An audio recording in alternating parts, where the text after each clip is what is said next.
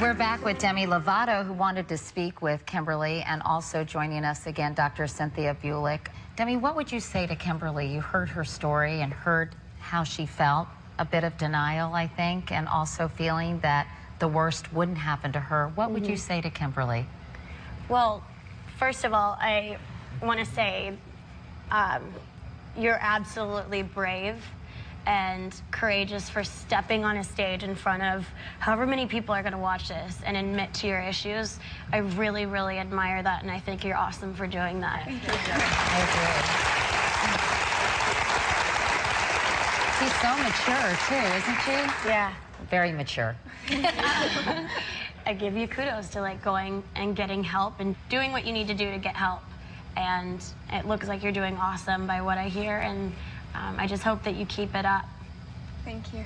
And what would you ask Demi about this? I mean, she's walked this walk and struggled with it for many years. Is there something you'd like to ask her, Kimberly, that might be helpful to you? Yeah, I actually have two questions. One being, do you ever eat like high-calorie foods like ice cream or cookies or cake? And if you do, like, do you ever feel the need right afterwards to like go to the gym or go running just to like get it off? Well, I'm a woman who loves chocolate.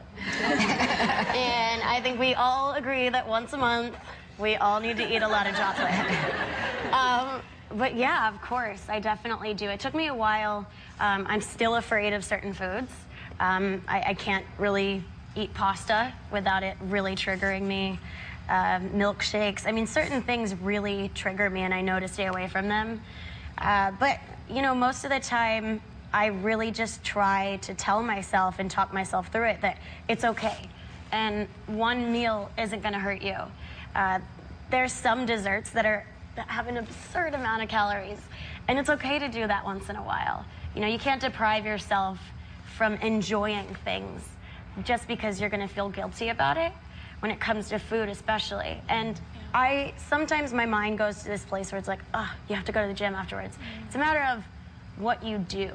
Do you go to the gym afterwards and work for 2 hours, or do you sit with yourself and say, you know what, I'm going to get through this, I'm okay, I'm going to breathe through this, and talk to somebody about it? What's your other question? Do you want free concert tickets? You can totally have. I know some people.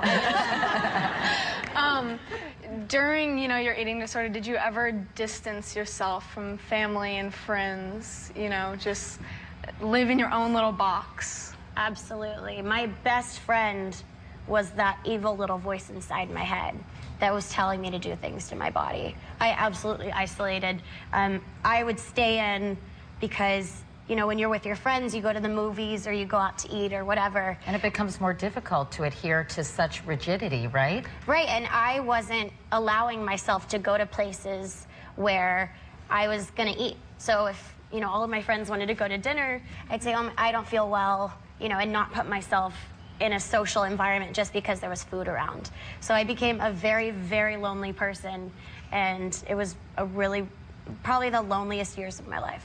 Dr. Bulick, I imagine that these things are very familiar to you. And, you know, I wrestled with bulimia all through college and for 2 years after that. And I know this rigidity, this feeling that if you eat one thing that's wrong, you're full of self-loathing, and then you punish yourself, whether it's one cookie or a stick of gum that isn't sugarless. That I would sometimes beat myself up for that.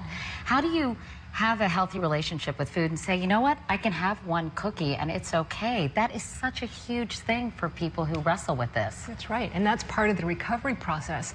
I think what's really neat about what we just saw is this is like recovery mentorship. It's like you can look into the future and someone can say, this is possible, recovery is possible, I can change my thoughts that way.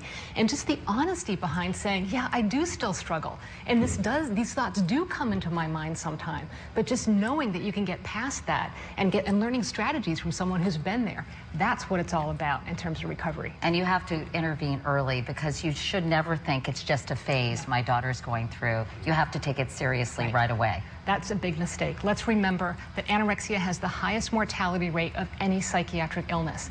It's not a passing phase. It's not a drive-through disorder. This is something you need to catch early and nip it in the bud, and you'll have better outcome. Well, we're very proud of both of you, Demi and also Kimberly, for sharing your story, and for you for staying strong. Show us your tattoos. Stay strong. That's right. And when we come back, we're going to show you how strong Demi is. She's going to perform from her new album, Unbroken. So stay with us.